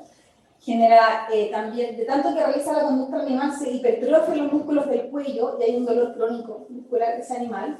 Si pensamos que es un animal que es un animal de alto rendimiento, que se ocupa, por ejemplo, para hacer algún tipo de deporte ecuestre, ese animal, al realizar la conducta de manera repetida en el tiempo, lo que hace con eso, ¿no es cierto?, es consumir energía, porque es una conducta que requiere energía para realizarlo y se la realiza sistemáticamente, entonces ese animal va a experimentar una disminución de la condición corporal y una disminución, una baja eficiencia deportiva de ese animal.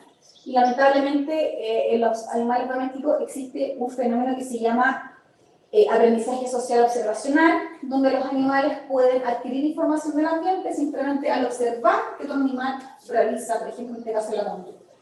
Entonces, esta es una conducta que, si bien un animal puede no tener ninguna deficiencia en su ambiente, puede aprenderla y realizarla. La conducta predirigida, que dentro de esto está el picaje de plumas y está la conducta de caudofagia de los cerdos, por definición, son conductas anormales que se dirigen, ¿no es cierto?, hacia un objeto diferente de la fuente del estímulo. Y acá hay varios tipos de conductas redirigidas. Por ejemplo, la limnofagia. ¿Alguien sabe lo que es la limnofagia? La limnofagia, como la imagen lo indica, es la masticación que puede ir o no acompañada del consumo de madera, de elementos de madera. ¿Ya? Esa es la limnofagia, madera. Normalmente la limnofagia se da en aquellos animales que tienen una deficiencia de fibra en la dieta. Entonces, para poder suplir esa deficiencia de fibra en la dieta, lo que hacen es consumir elementos de este tipo. La coprofagia, este concepto lo conocen, ¿cierto? ¿Qué viene siendo qué cosa? Comer las heces. Muy bien, el consumo de las heces. Que, por cierto, acá hay que hacer una aclaración, pero la coprofagia, si ustedes la ven en un potrillo, menos de 6 meses realizándola, es una conducta que es completamente normal. Los potrillos realizan normalmente la conducta de coprofagia porque es la forma que tiene ese animal de poblar su microbiota intestinal, de poblarla con bacterias de la madre. ¿Ya? Pero si ustedes ven que un equino adulto realiza la conducta de coprofagia, entonces estamos frente a una conducta normal, una conducta redirigida. Animales, por ejemplo, que no tienen acceso a la pradera, animales que tienen una baja fibra en la dieta, son animales que realizan también esta conducta de coprofagia. Pero recordemos que es anormal en los adultos. Los potrillos la realizan normalmente. La agresión redirigida, y acá tenemos el mejor ejemplo, es la caudofagia de los cerdos, es una agresión redirigida. Cuando los animales no pueden realizar la conducta dorsal, principalmente realizan esta conducta. Y la automutilación. La automutilación es cuando los animales obviamente se hieren a sí mismos, se causan daños, pueden consumir incluso elementos propios de ellos, pueden, no sé, se ha visto, por ejemplo, en los zoológicos, yo creo que han ido alguna vez al zoológico y han visto que hay muchos animales que realizan este conjunto de conductas que son normales, y uno de ellos es la automutilación. Y a veces la automutilación, la forma más suave que tiene es cuando los animales se acicalan de manera compulsiva, ¿no es cierto? Se lamen constantemente o se sacan los pelos, en el caso, por ejemplo, de los chimpancés, que es muy frecuente de observar esa conducta redirigida.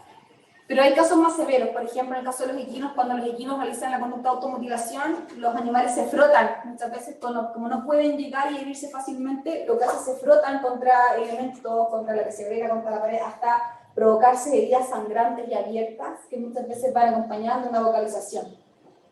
Y lamentablemente de todas las conductas redirigidas, la automutilación, cuando se instala en el repertorio conductual del animal, es muy difícil que ese animal, eliminar la conducta de ese animal. Lamentablemente cuando se instala ese animal es muy difícil volverlo a una condición basal, a una condición de normalidad. ¿Cuáles son las ventajas y desventajas de utilizar la conducta como indicador de bienestar? La ventaja es que es fácilmente observable, ¿no es cierto? Ustedes, por ejemplo, si quieren evaluar la conducta de alimentación de un rebaño lechero, ustedes pueden irse al campo, ahí toman a los animales a su presencia, se sientan, ¿no es cierto? Empiezan a tomar datos, a registrar. Es un método no invasivo, ustedes no requieren restringir al animal el movimiento para poder, ¿no es cierto?, tener la información. Ustedes pueden observarlo, pero siempre es importante que cuando ustedes vayan a ver la conducta, ese animal esté habituado a la presencia de ustedes. Entonces, muchas veces cuando nosotros hacemos experimentos y queremos grabar conducta y no podemos instalar cámaras, videocámaras, lo que hacemos es habituamos al animal que se acostumbre a la presencia del humano para que la respuesta de ese animal que lo está evaluando no sea una respuesta a la presencia del humano, sino que sea la respuesta que uno, o que sea la conducta que uno quiere evaluar. ¿Me siguen? ¿Sí? ¿Se entendió eso o lo repito? ¿Sí o no? Repite. Sí. Veo duda. Repita. Ya. Cuando hay varias formas de evaluar conducta. Ya uno puede utilizar drones, ahora ustedes no se ocupan drones. Pero, por ejemplo, si yo quiero ocupar un dron y yo quiero evaluar la conducta de alimentación, ¿qué pasa si yo tiro un dron sobre una vaca, un rebaño? ¿Qué pasa con las vacas y el dron ahí? Salud. Entonces, ¿qué debe hacer yo antes de querer evaluar la conducta de alimentación? Habituarla, acostumbrarla. ¿Y eso cómo lo logro? Haciendo como, no sé cómo decirlo, pero sería como acostumbrarlo de a poco, hacerlo como periódico. Para que se vayan acostumbrando. Introducir el dron, un ratito, a una altura, ¿no es cierto?, considerable del animal, todos los días, luego lo dejo más tiempo y voy bajando a la altura que yo necesito tomar los datos, y así hasta que el animal se acostumbre a la presencia del dron, se acostumbre al sonido del dron, para que el animal en el fondo pueda realizar sus conductas de manera natural. ¿Ya? A eso me refiero. Es económico, requiere de muy poco equipamiento, ¿ya? En general, y son muy buenos indicadores de las preferencias y necesidades que tienen los animales. Y en algunos casos, digo en algunos casos porque no en todos, se obtienen resultados inmediatos. Por ejemplo, cuando uno va a una lechería y quiere evaluar cómo es la relación que hay entre el operario y la vaca, lo que uno hace es evaluar la zona de fuga. ¿Ya? Y eso uno lo que hace es ver cuánta distancia puede acercarse el operario hasta ese animal antes de que el animal salga huyendo. Y esa distancia uno la mide y eso te da indicaciones de cuál es la calidad de la relación humano-animal. ¿Ya? Las vacas lecheras, como están muy acostumbradas al manejo con el operario, son animales que entonces tienen menor distancia de fuga. Uno puede aproximarse mucho a esos animales. Pero si nos vamos, por ejemplo, a Magallanes y queremos evaluar un rebaño de ovejas en un sistema extensivo, ahí no tiene mucho sentido evaluar la calidad de la relación con un animal, porque son animales que en general no están acostumbrados al tener un manejo rutinario. ¿Se entiende? Las desventajas es importante mencionarlas. La interpretación puede llegar a ser subjetiva si es que ustedes no conocen la conducta natural del animal. Por lo tanto, es importante que siempre que ustedes quieran trabajar con un animal y quieran trabajar estudiando la conducta de los animales, primero ustedes tienen que conocer cuál es la conducta de ese animal, cuál es la conducta natural. ¿Ya? Porque si no, en el fondo va a ser muy subjetiva su evaluación. Y en algunos casos, para la gente que, por ejemplo yo que trabajo con cámaras, instalo cámaras para poder registrar la conducta de mis animales, para mí, en mi caso, me reviste un consumo de tiempo en análisis. O sea, hay una mano de obra que yo tengo que tener para que después revisen los videos y analicen las conductas. Y pasamos a los últimos indicadores, que son los indicadores indirectos. Ya son estos indicadores basados en los manejos de los recursos que reciben los animales. Son todas las evaluaciones que ustedes pueden hacer en el ambiente donde está el animal, es decir, no es el animal que les da la información, ¿ya? Pero a diferencia de los otros indicadores, estos indicadores lo que les va a indicar a ustedes es un riesgo de presentación de problemas de bienestar, es decir, una valoración positiva en nuestros indicadores, por ejemplo, que el animal tenga una muy buena calificación en alimentación, no les va a garantizar que ese animal va a estar en un buen estado de bienestar. porque va a depender de cómo ese animal haga uso de los recursos que ustedes están entregando. Por eso que cuando uno construye protocolos de evaluación de bienestar, ojalá ustedes puedan incorporar principalmente indicadores que están basados en el animal. Porque son esos indicadores los que le dicen cuál es el estado de ese animal en un momento determinado de tiempo. Es una foto que ustedes le sacan al animal. ¿Cuáles son? Montones. ¿Ya? La alimentación, la infraestructura, el transporte, los manejos, el envejecimiento ambiental, los sistemas de alojamiento, la compañía. Vamos a revisar algunos con imagen.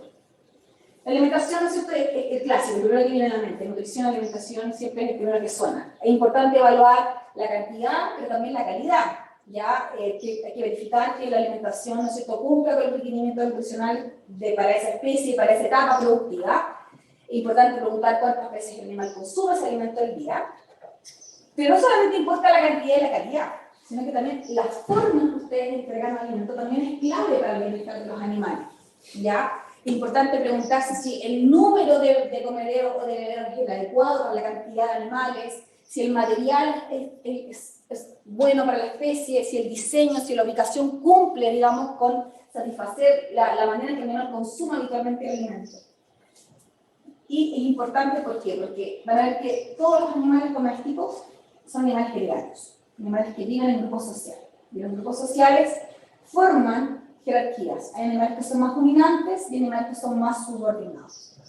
Por lo tanto, cuando hay animales que son más dominantes, son animales que tienen un mayor derecho sobre los recursos. Entonces siempre hay que tener una cantidad suficiente de recursos, de comederos, para garantizar que los animales más subordinados también puedan tener acceso a ese recurso. Y todos los animales, todas estas especies que ustedes están observando con las cuales van a trabajar, son animales que tienen jerarquías sociales muy establecidas, donde hay animales más dominantes que tienen un acceso prioritario a un recurso, un alimento, a una hembra, a un sitio de descanso, y hay animales más subordinados que son los últimos en consumir algo. Ya, pasamos a la fase como de diagnóstico. Entonces, como muchas imágenes, ustedes me dicen qué problema ven acá. Ustedes van a una lechería y se encuentran con esto. ¿Qué feedback le dan ustedes al propietario? ¿Qué recomendación? ¿Está bien este sistema? ¿Cuál es el problema? ¿Qué ven? ¿Están hacinadas? ¿Qué más? Que falta comedero porque están muy juntas. Claro. ¿No es cierto? Miren a esa pobre.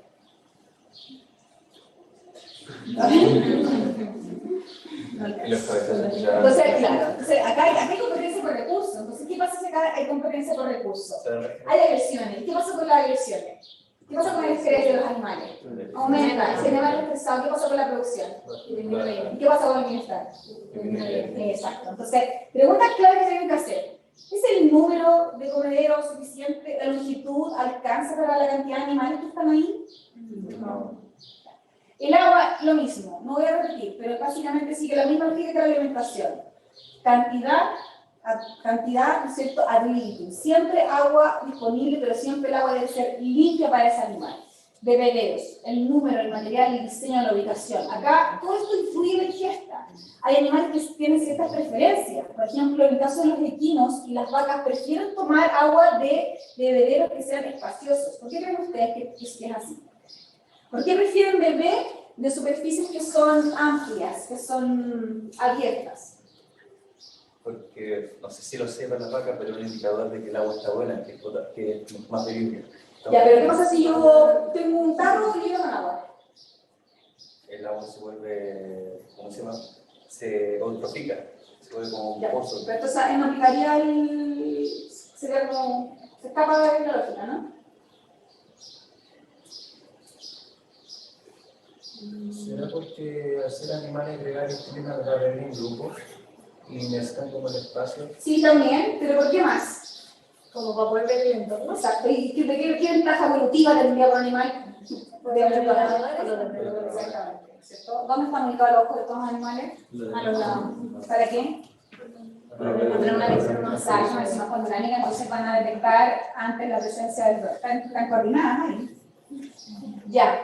Y hay otros animales que son más selectivos y que prefieren, ¿no es cierto?, optar por bebederos que son mucho más pequeños, más restringidos, en el caso de los cerdos, por ejemplo, o las ovejas, y para ellos es muy importante la limpieza del agua. Los cerdos y las ovejas son muy selectivos, si el agua está sucia no van a tomar agua. Acá, ¿qué problema ven? Ya no hay agua, ¿no es cierto? Ya, ¿qué más? Ay, no sé por medio. Una cerca acá, ya, esto está la no debería estar. Está sucio, porque hay una cosa. Claro, acá hay un objeto. ¿no es Se cierto? pueden meter dentro Y acá es importante porque todos estos animales que hemos revisado ahora son neofóbicos, que significa que tienen miedo a la novedad, ¿no es cierto? Entonces, cualquier elemento extraño en su ambiente, una manguera, un papel de dulce, no sé, una manga de palpación colgada en el breque, cualquier elemento extraño en su ambiente va a hacer que ese animal se detenga automáticamente. ¿Ya? Los animales no van a avanzar, son súper neofóbicos. Entonces preguntarse, ¿es la dimensión del bebedero adecuada? ¿Tiene la cantidad de agua suficiente? ¿El acceso está limpio? ¿Cuál es el problema de acá? Los descensos son esos. ¿Ah? ¿Cuál es el problema acá? Acá vemos, bueno, esta es la zona de tránsito de las vacas, ¿ya? Y esta es la zona, estos son los cubículos de descanso. Acá descansan los animales y acá transitan. Ya. ¿Qué les llama la atención de esa imagen? Que las zonas de descanso son tan pequeñas que no se pueden echar. Claro, son pequeñas, ¿no es cierto? ¿Qué más? El desnivel. ¿El desnivel? ¿Puede haber un desnivel? ¿Es aceptable? Ay, falta limpieza. No, la zona de descanso siempre es sucia. Pero no debería esta vaca estar descansando en el cubículo de descanso en vez de la zona de tránsito. Y si la vaca está echada acá, ¿qué le dices la conducta de ese animal? ¿Qué les está mostrando a la vaca? ¿Qué les está indicando? ¿Le gusta el cubículo? No le gusta. ¿No es cierto? A eso voy, con que es el animal que no ve de la conducta, finalmente le va a terminar diciendo usted qué es lo que necesita. Entonces vemos que un lugar es pequeño, ¿no es cierto? Las dimensiones son muy pequeñas para el animal. Los animales prefieren echarse en la zona sucia en vez de la zona de descanso. No hay ningún sustrato, una colchoneta, paja, arena, nada. Entonces, claramente ahí está diciendo que las instalaciones no son inadecuadas para ese animal. Acá, ¿es la iluminación correcta? Acá.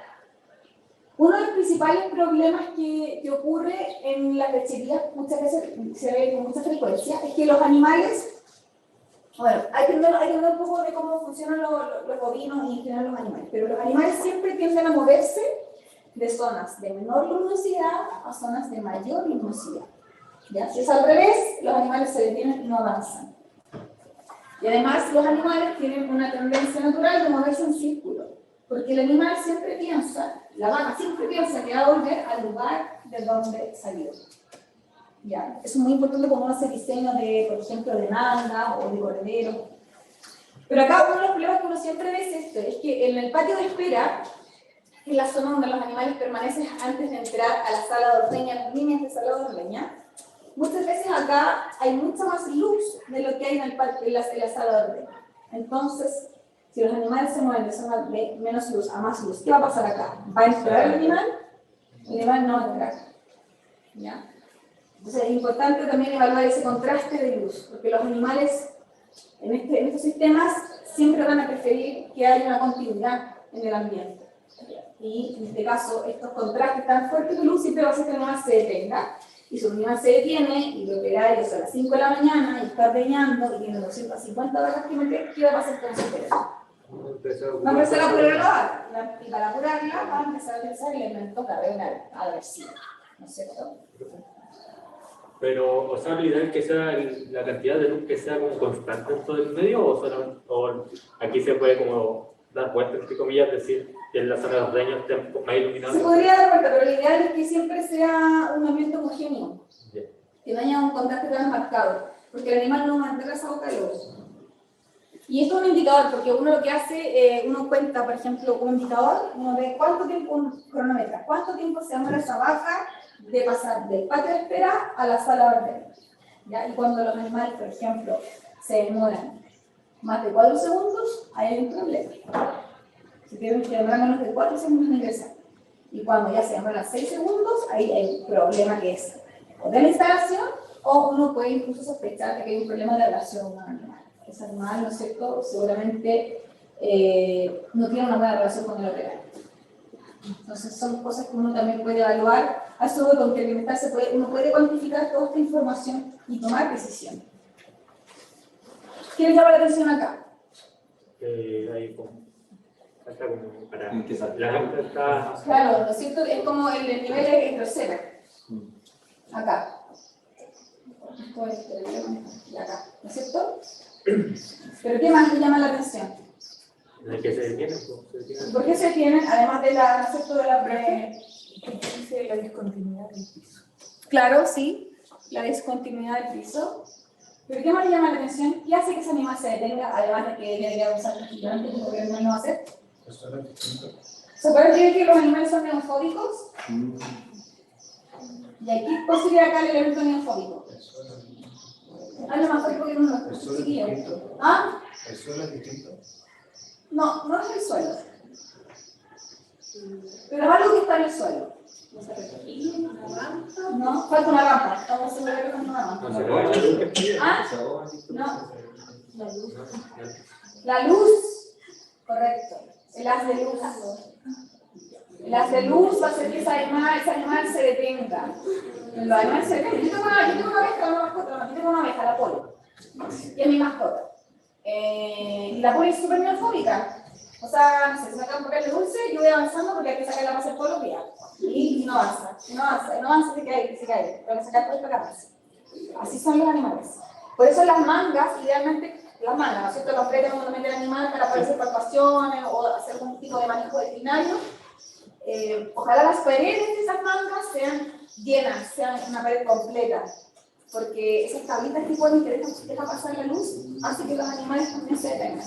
Entonces, son cosas muy mínimas, pero si uno empieza como a entender la conducta del animal, les va a servir a ustedes para hacer mejoras en el ambiente, para diseñar una instalación que sea adecuada para ese animal. Por eso es importante estudiar la conducta. Esa es una invitación que les hago. Y obviamente prácticas de manejo. Siempre preguntar. Estos son, realmente uno se encuentra tecnologías al encargado del predio, al dueño si está él, pero siempre preguntar, ¿no es cierto? ¿Cómo se hizo el procedimiento? ¿Quién lo hizo? ¿Cada cuánto lo hizo? Desparasitaciones, por ejemplo, planes de vacunación, manejos, los cortes de cola, los córneas, las castraciones, ¿cómo se hace? ¿Quién las hace? ¿Se aplica analgesia? ¿Se aplica anestesia? Todo eso es información importante, ¿ya? Que a ustedes les va a permitir establecer estrategias de acción para mejorar el bienestar de los animales. Las ventajas de esto, del uso de indicadores indirectos, de evaluar el ambiente, es fácil de registrar, es práctico, es económico, o sea, ustedes no tienen que gastar nada. Y es muy importante porque a través de estos indicadores ustedes van a poder identificar dónde están las causas de un problema de bienestar. Esto no te dice cómo está el bienestar, así como el malo, porque uno tiene que evaluar al animal, ¿cierto? Pero sí te hace sospechar de que ese animal podría estar eventualmente en un problema de bienestar, ¿ya? Pero lo más importante es que analizando estos indicadores en conjunto con la evaluación del animal, ustedes van a poder establecer las estrategias, las recomendaciones que ese productor necesita, que ese animal necesita para mejorar el bienestar animal. Y la principal desventaja es que recordemos que estos indicadores no son evaluados desde la perspectiva del animal, ¿ya? Así que eso, chicos. Esa es la clase del día, espero que les haya gustado. Gracias.